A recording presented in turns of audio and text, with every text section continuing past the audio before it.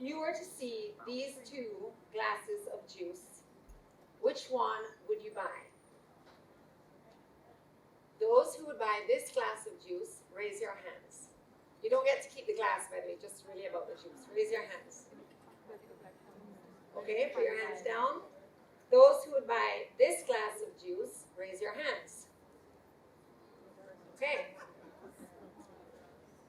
Which glass do you think contains the greater volume of liquid? If you think this glass, raise your hands. And if you think this glass contains a greater volume of liquid, raise your hands. Okay. Could somebody tell me why they would choose to buy this glass of juice? Yes, in the blue cardigan. Yeah, the blue jacket. Hi, morning. Why would you choose to buy this? Okay, it's got nothing to do with the glass. You think about art, so you choose it for the better quality of the glass. And that is it? Okay.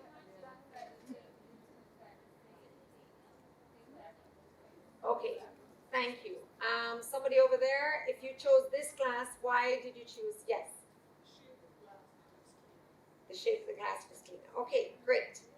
Now, those who chose this glass, why would you choose to buy it? Anybody? Yes.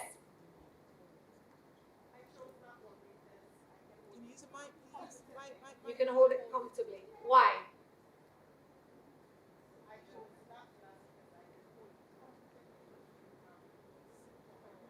Okay, all right. Yes. So this one is a little bit like slippy, and this one's a little bit more green. Okay. Those who thought this glass has a greater volume of liquid, please raise your hands again. And those who believe this one holds a greater volume of liquid, raise your hands all the way up. Okay, and those who think they're the same. Okay, interesting. So, this glass holds 16 fluid ounces. They are exactly 16 fluid ounces of liquid in this. There's exactly 14 fluid ounces of liquid in this one. All right, keep that in mind. So, my name is Emma Sharp Dalton-Brown. I'm the author of a self-published book on Amazon called Ignorance is Bliss. I'm a freelance journalist, and I'm a classically trained chef. Today, I'm going to speak from my foodie expertise side, both as a consumer and also as a foodie. Where is this? I'm looking for this.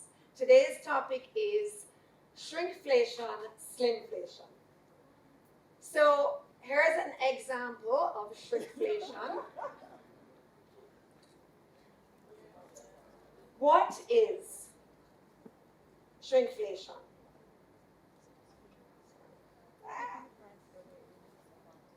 Shrinkflation is well known in the food and beverage business and affects many of the products we buy. Generally, the size of a particular product is decreased while the price of said product stays the same or is increased slightly. Sometimes it's not the size that is affected, but the quality of the product or its ingredients. The point of doing this is to counteract inflation, is to hide inflation. You will see all the way over on your left, Doritos advertising a bigger bag, more to share. While in fact, it weighs the same 500 grams as the other one. So I don't know if you can see down here. I think because the pixels are a little bit different, you can't see it. These two bags actually both weigh 500 grams. This bag was sold as something much bigger, more to share. Okay, the manufacturer gets away with the increase in the price because the consumers believe that they are getting more for their money, right? On the other side, you will see that there was a change with these two nacho packs, right? There was a change from this bag was 9.75 ounces and this bag 9.25 ounces. They were exactly the same size, but the weight of the chips inside was different. There were 5 fewer chips in the 9.25 ounce to the 9.75 ounce. This is not illegal, by the way, because if the manufacturer has put the exact weight or the fluid ounces, right, on the packaging, right, it is not illegal to do what they're doing. They're just changing their marketing to you, right? This is not only happening with imported products, right? Here we have a small bag of banana chips weighing 30 grams, costing the consumer $71.17 before GCT. Next to it is a much larger bag. In fact, it's almost double the size. This is my hand, by the way. I went to the supermarket myself, right? Right? This product costs $101.09, right? It looks like it would be a much better deal to buy this bigger bag. Both my children could certainly share this nice big bag of chips. But if you examine the bag closely, right, you will see that the bag actually only contains 42 grams, only 12 grams more than this bag, right?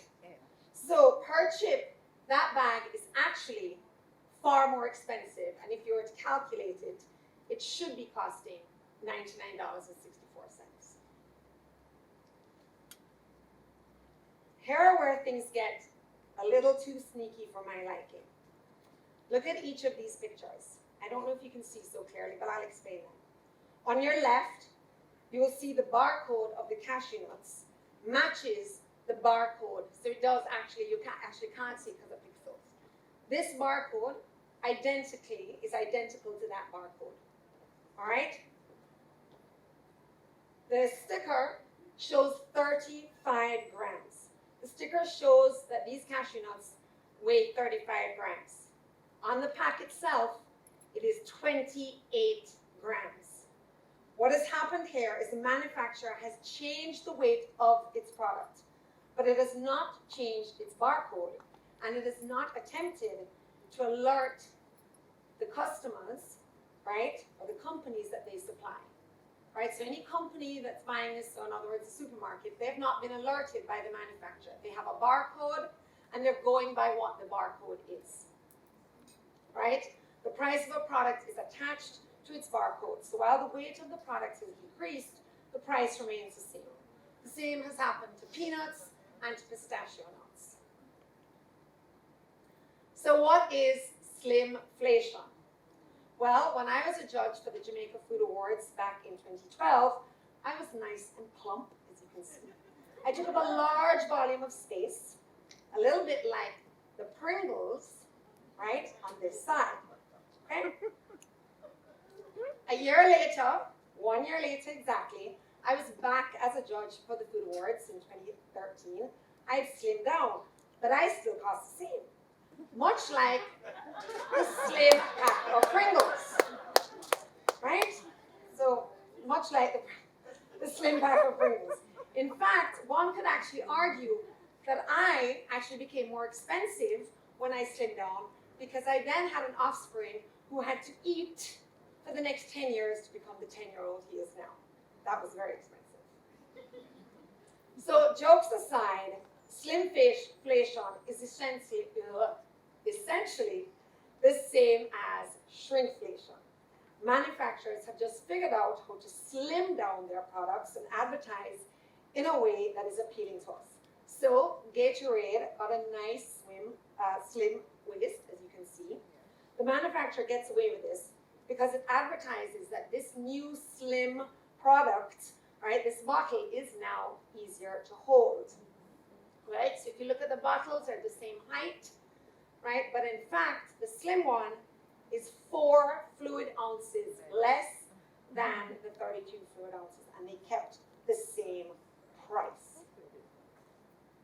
So Kraft Real Mayo, this was just last week, by the way. Kraft Real Mayo, same thing, got a nice slim waist, and yes, it is a little bit cheaper by about $2, right, than the other one, but it's 3 fluid ounces less than the old bottle. Cereals have also been affected. These 2 packs of cornflakes are the same height. The slimmer one on your left, which does contain less cornflakes, is cheaper. So it would likely appeal to someone watching their pennies, right? But then when you calculate the cost per gram of cornflakes, it works out to be more expensive than the one on your right. So what about this? Something is wrong here. That's 314 grams. This one is 309 grams.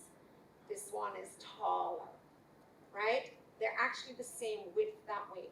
What manufacturers have done, if they've slimmed down from here to the back. So if you were to look at it from like a bird's eye view, you would see this box is just really narrow. So these little clever things are being done by manufacturers to counteract the prices. The good news is there is no need to give up chocolate in order for you to slim down, because the chocolate has done it for you.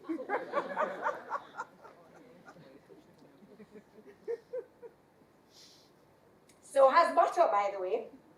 So you'll see here, right, that Kerrygold used to sell a half-pound packs of butter, which, by the way, half-pound is 227 grams, right? Their packaging still looks exactly the same, but the butter has slimmed down to 200. So they really do look the same. I don't know if you've noticed it. I certainly have noticed it in the last couple of years. And I said, whoa, when did this happen? Anchor has also done something similar, keeping its 1 pound pack the same, its half-pound pack the same, but then its quarter-pound pack, wait a second, that's not quarter-pound, right? They've taken away 13.5 grams to make it 100 grams. Advertising in the weights in metric form, so 454, 227, and then 100 grams, keeps them honest, but it's a little sneaky. Lurpak has also reduced their quarter kilogram pack to 200 grams, right? So you'll see that they still sell their half-pound kilogram pack. That's 500 grams. And rather than having that, which is what they used to do, right, to quarter kilogram to 250, it is now 200. But it looks the same, so it is tricking the customer when they go to the store. Even toilet paper is in on the act. I don't know if you guys have noticed, but you used to get 264 two-ply sheets. And I will tell you, I ran out of toilet paper a little too early. There was like one session of the same 10-year-old using the bathroom, and I was like, wait a second, how did we run out? Because he used the 20 sheets that I used to get extra, because I now only have 244 sheets in my toilet paper.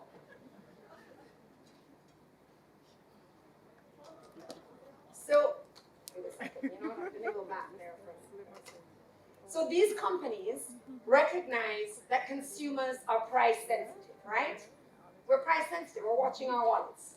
But very few consumers are volume sensitive, especially if we cannot easily and quickly detect that the volume of our beloved Old Faithful, like butter or toilet paper, has decreased, right? Very few people go around the shop looking at the weights and like sort of measuring it up with the price. I grew up with a mother who did that for every single thing in Maypen.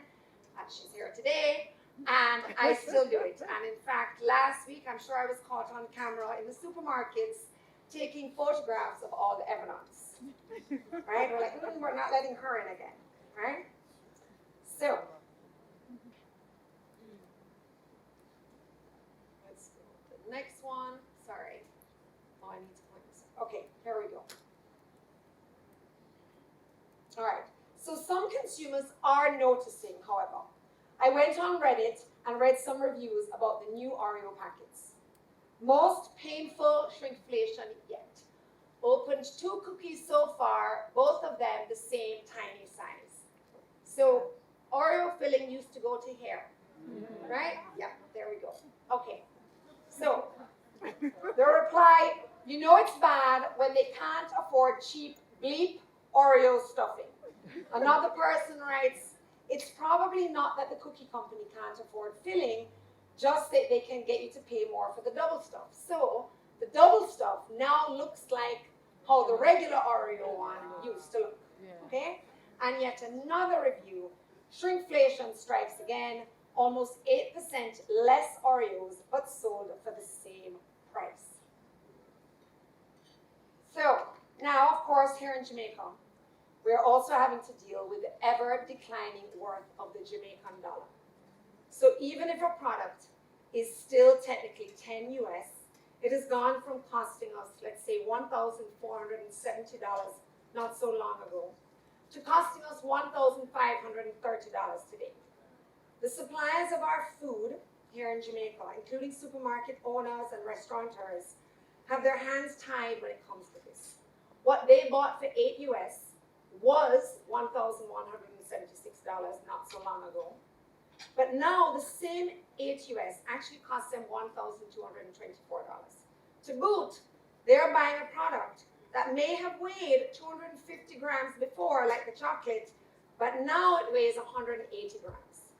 They were charged, let's say, 1 US for this 250 gram product. But they are still being charged 1 US for now the 180 gram product.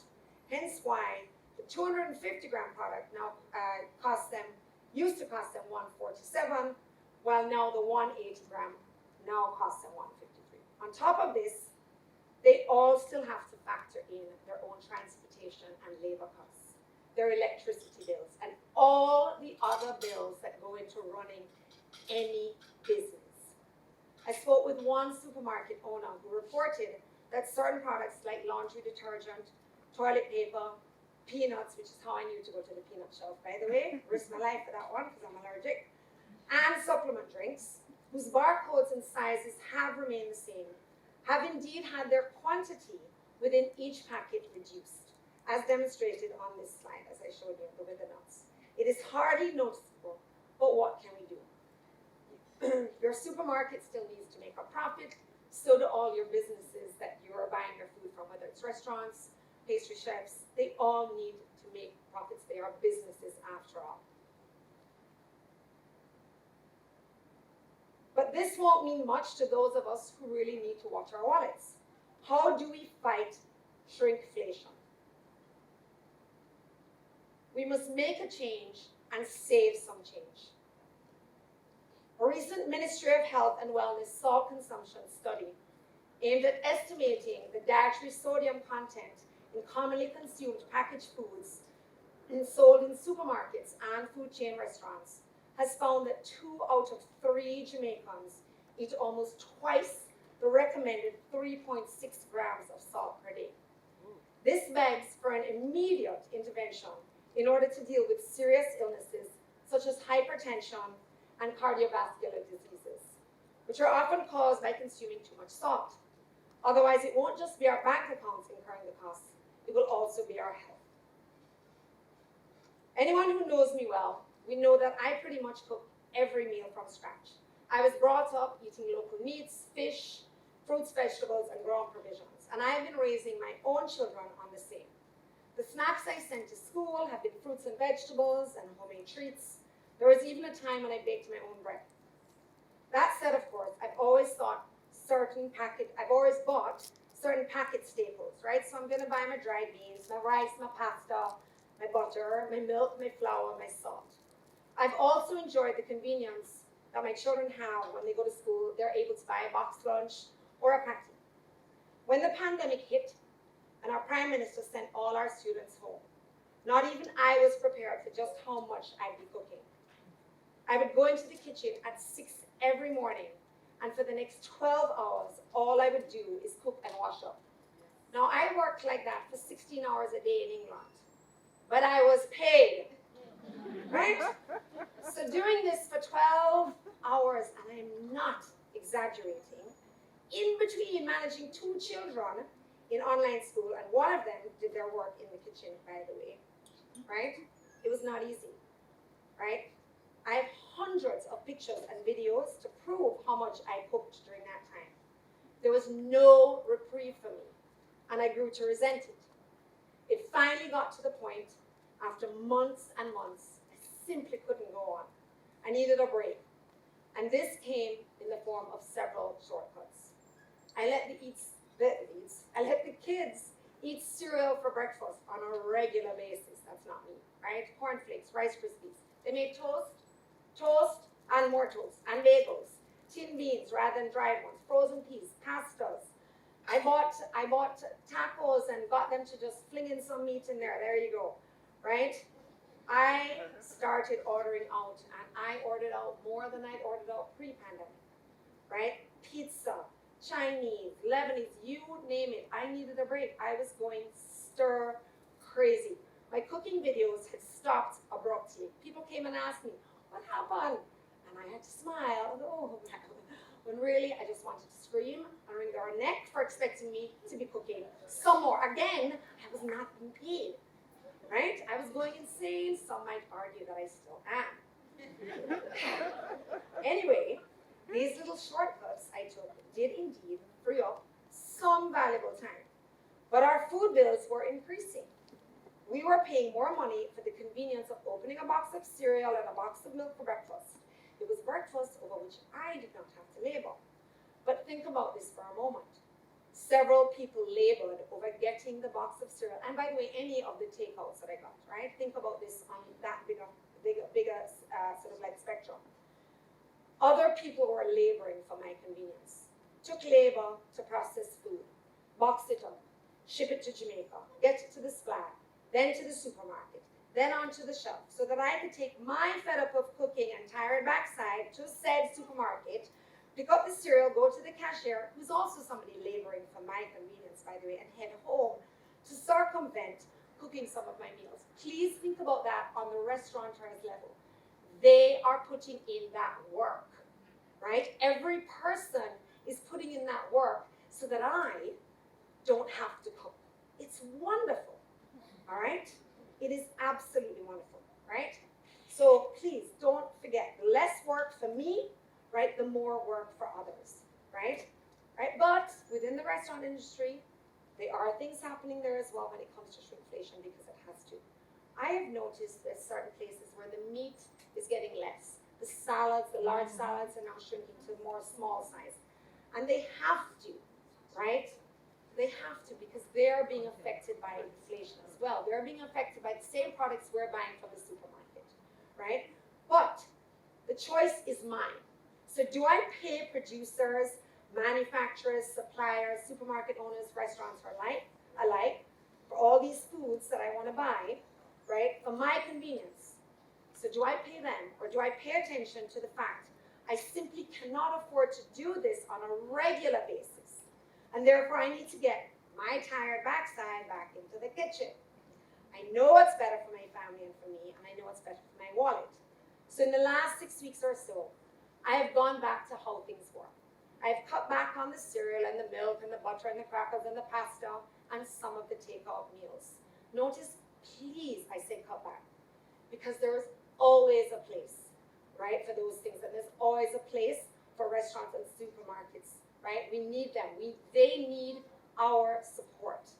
But I cannot complain about the costs and not be willing to make a change, right? So we got to sort of compromise what we're doing. So we can all buy fresh produce. We can support our farmers and our fishermen, right? And we can cook our own meals from scratch. These are all my meals, by the way, right? I have once again been cooking healthy meals every day, using local produce as far as possible, tomatoes, dasheen, greens grown by local farmers, and cutting back on takeout meals, which are often full of salt, and I don't mean like really good quality takeout meals over here, right? I'm just talking about the packet foods, anything that's using too much processed foods, right? They are full of salt, right? Means that I can afford to buy shrimp on occasion, and I can afford to buy beef fillet on occasion. Ease the burden on yourself and your heart by getting your children to help make snacks like callaloo muffins and banana chips, as well as their favorite treat meals. These fish and chips and pizza were made by my boys. They even make their own sweet treats from scratch. But make no mistake, however, it is work. It is work. No matter how you look at it, it is work, right? So if you don't want to pay somebody else to do the work, you need to be willing to put the work into it as well, right? Decide which way you want to go. Either you pay for someone else to do the work, so you suck up shrinkflation, continue to buy all the packet foods, your little salt-saturated heart desires, or you buy fresh ingredients and cook your own food from scratch, which is healthier and less expensive in the long run, but more work for you. So you cannot have it both ways. It is work, at least for somebody in the household. Thank you, ladies and gentlemen.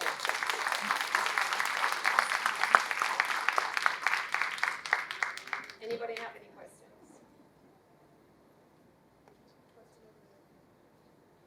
Yes.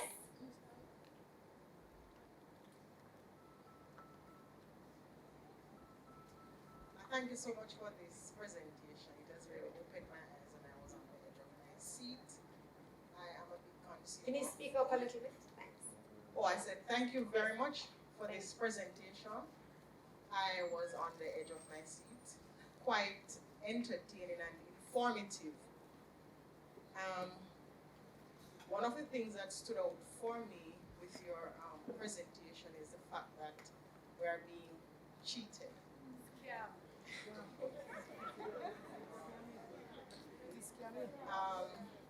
Professional scamming. I like to prepare my own food.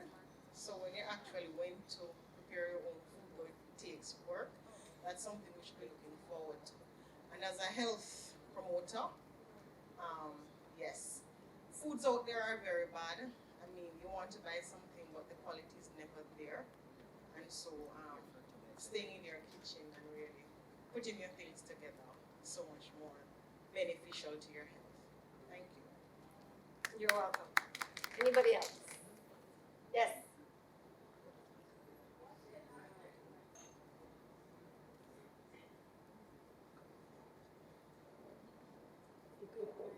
Hi. What kept you going, having to deal with two boys, cooking for them, and managing their online classes during COVID? I called my mother every day of life. I cried and I screamed. No, it was very hard. It was. I will tell you what kept me going. Honestly, restaurants saved me. And this is where I mean where the restaurant business, aside from the fact that it's a pleasure to go out. I was not going out. I was still very concerned about COVID. And I will admit that the first few times that I ordered Chinese, I zapped it in the microwave a long time because I was like, oh, it's gonna get me. But I was desperate. So what saved me at first, honestly, physically, were restaurants. And the fact that they were providing this takeout service was something that actually I would never thought I would say somebody who loves to cook, and I was trained as a chef. I don't need somebody else cooking for me. I love when other people cook for me. I absolutely love it. But we have to watch our wallets, right? So you have to make the compromise. And you know, back to the packet foods, and I don't mean to offend people who own supermarkets. If I was to choose to spend my money on something else other than for food-wise, I would choose to go to a restaurant and pay somebody else who's doing home cooking, right? So that I feel like I'm getting home cooking but from someone else, rather than buying Gatorade and a pack of chips. Because those are empty calories, and they're full of salt, and it's not particularly nutritious. Or at least, yes, going to a restaurant might be more expensive, but if I don't buy so many of the packet foods, right, then I can save up and enjoy a restaurant meal, whether I go to a restaurant or I order it. So that, honestly, if I'm really honest, that really saved my sanity. Yeah. Yes. Oh, I thought you were saying. Oh. This one, right? Yeah. Yes, Emma, you definitely opened my eyes to a lot of stuff. But I wanted to ask you a question. During the pandemic, there were all these food baskets that came to the government sources that you could buy boxes. The boxes I bought. Stuff, which Yes. was helpful somewhat. Sometimes there was a lot of stuff that you didn't really want or need or could cook. Yeah. I bought those actually, and And I wanted to ask, how do you feel about these organic markets that are around now? There's one in Kingston, There's one in Ocherius where I live, Salans where I live, and they're expensive. But they're good, it's good food, good looking food some of the time. But they're expensive. Yeah, I think one of the things that's driving food prices up, local food prices up, is transport. Because when you talk about those boxes, my husband would go and get, because when I tell you I was paranoid about that, I did not leave my house, no joke. And my husband would bring back, and it was like 2,500 for a massive box. No, I think it was less than that, it was 1,500 at one point. And 2 pineapples. And, but right, and the cabbage, and I mean, never ate so much cabbage in my life, right? And I used to think, how, this is not gonna be sustainable. How are they getting this to Kingston? And sure enough, that is why it stopped. So what happened was, when the tourist industry was basically shut down, right, a lot of these farmers across Jamaica supply hotels. Now, if you have all these hotels suddenly, you have so much cabbage, you have so much onion, you have so much pineapple, you have sweet potato, whatever was growing at the time. So that's why these boxes were so cheap. And for $1,500 a box, I was taking it. I don't care. I will figure it out, right? Because hello, $1,500 in Kingston can sometimes maybe buy you 2 pineapples. Exactly. Right? So it was a bargain, but they were throwing it away. But I think it came down to the fact that transport costs became so ridiculous that they couldn't do it anymore. And I'm pretty sure that is why these farmers are struggling with getting their foods to us. So by the time organic farmers get it to us, it costs so much money. Transport costs alone. I mean, and you haven't even factored in everything else that goes into farming or goes into keeping food, storing food, electricity bills. I mean, it's just, and everybody's dealing with that. When you go to a restaurant and you at the end of the restaurant, the service, you might think, oh my gosh, $6,000 a head. I haven't even drunk anything, or $4,000 a head. Yep. But the truth is, these restaurant owners have their bills. They are buying the food just like we are. We've just seen what's happening to the food. It's happening to them as well, right? It's happening with the butter.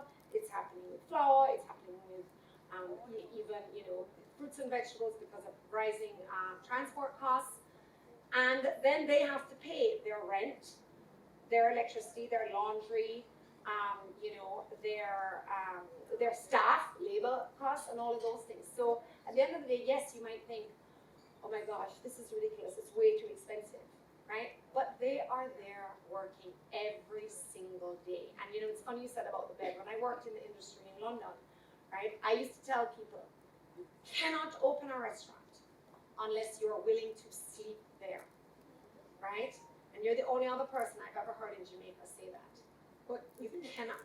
But when the food is bad in a restaurant, Pardon? I said when the food is bad in a restaurant, I mean, I don't care what overhead you have. You really should be giving some good food. One last thing I just want to say, I do agree with that. is one of the things I did and learned during COVID was I read about sheet pan meals. You read about what? Sheet pan meals, like if you have a toaster oven, Oh yes, that yes, little tray, yes. you just throw in some carrots and some turnips and Yes. some shrimp or some whatever kind of meat you want. Put it in the tray. 20 minutes later, dinner. Well, if you hold on a second. So you'll see my roasted vegetables. So I roast a lot of vegetables. I roast a lot of things. I throw them on a sheet. I throw it in the oven, and I just press and go. And that actually does sort of lessen the burden, because part of the burden of cooking from scratch at home is the time, right? And it's exhausting, and you're not being paid. And right, and so that is very a very difficult thing to deal with. But I am starting to enjoy it much more than I was. But it's balancing that. It's balancing the home cooking, keeping things fresh, staying away from the packet foods. But anybody want to ask about the shrinkflation and slimflation? Was there? I do. Yes. Who spoke? No, you spoke. Me. Yes. Okay. Do you think shrinkflation is happening in the shoe industry? I wear a size 9 shy. And in recent times I have to be buying 10. So I'm going to ask you to do your investigation in that industry to see if it is happening there. Okay? Thanks. Wow. I will tell you, the shrinkflation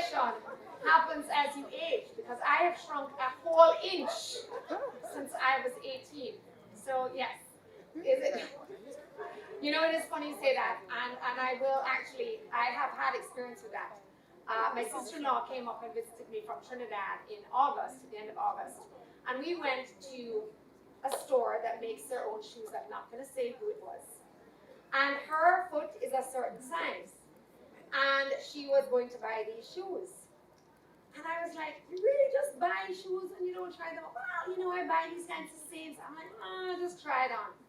And sure enough, the shoe was too small. The sole of the shoe had shrunk. And I was like, oh, maybe it's just a bad one.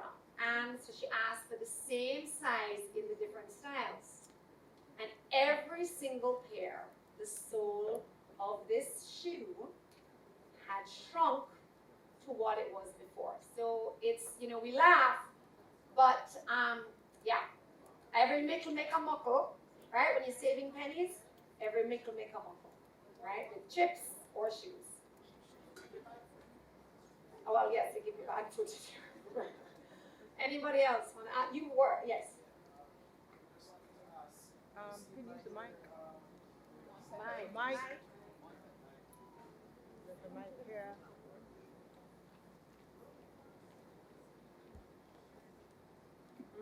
Right. So you said you seemed as if you were doing a bit of research to an extent with the whole shrinkflation. Right. A lot. So I wanted to know if you did anything into solving the problem. How can we counteract it? Honestly, how you can counteract it is not by the product. Because the truth of the matter is that you can't counteract. As I said, we are price sensitive, right? We're not volume sensitive, and manufacturers have caught on to that. So they're trying to keep the price the same, right? But they are having to deal with inflation, right? So inflation is affecting everybody. It's affecting the whatever is the, you know, point A of businesses, which I don't think there is. It's a circle, right? So unfortunately, we can't change that. However, right, when it comes to the incident with the nuts, that is something actually that the people, it was actually a supermarket that alerted me to what was happening. And they called me and told me, right, what was happening. So they hadn't noticed either, right? They had not noticed either because they were getting it was matched to a barcode, right? So now, what they can do is they can go to their suppliers, and the suppliers go to the manufacturers and say, listen, this needs to change, right? So, but we honestly as consumers, I think the best thing you can do is that we all have to do some work, put in the homework to how are you going to manage your finances, right? What are you going to do? You know, I wanted to read a really, really interesting quote that I heard this morning. I don't know if you guys have heard of the podcast Smartless. 3 actors hold this podcast, and they were interviewing Tiffany Haddish. And she says, and I thought it was really poignant considering I wanted to come here today and encourage people to stay away from packet foods and start cooking again, because not just for our health, but it's how you counteract shrinkflation. It's just don't buy the packet foods, right? So she said, if you can't feed your family and maintain your bills, the family falls apart. When the family falls apart, the community falls apart. When the community falls apart, people are getting shot and killed. There's crime happening. We need to understand money and how it works. When people eat better and cook for themselves, it will give them a sense of pride. Then they will be stronger. When they are stronger, their family will be stronger. When the family is stronger, the community is stronger. When the community is stronger, then there is less need for violence. I just thought that was such a wonderful sort of way. I know it's not directly related to shrinkflation, but I just thought it tied in well with me trying to encourage people to get back into the kitchen and sort of really look at good quality meals and nutrition, right? Keeping the community stronger. You know, the restaurant industry does that as well, right? The catering industry, when you're doing weddings or cocktail parties or whatever it is, that does it well. It keeps our community stronger. So it's really important to support these businesses as well, right? When our community is stronger, right, there is less crime. Any other questions? Anything? You're allowed to completely disagree with me too, by the way. Not really a question, but thank you for reminding us to pay attention to the packages. Oftentimes we look at the outside or the side with the lots of color or just the name of the product, but I'm one that always looks at the back, look at the grams, look at why did they change it? Why is it different? So just thanks for reminding us to do that. That's very important. Another thing, thanks for reminding us to balance. It's good and you know what you're eating, you know what you're consuming if you cook. So yes, you get tired of it. However, it's very important to know what you're putting inside your body. One, and support the restaurants still, yes. Find the nice restaurants, good quality food, and support those restaurants. Thank you for reminding us of those important things. Thanks. Anybody else? Is that it? All right. Thank you very much, everybody.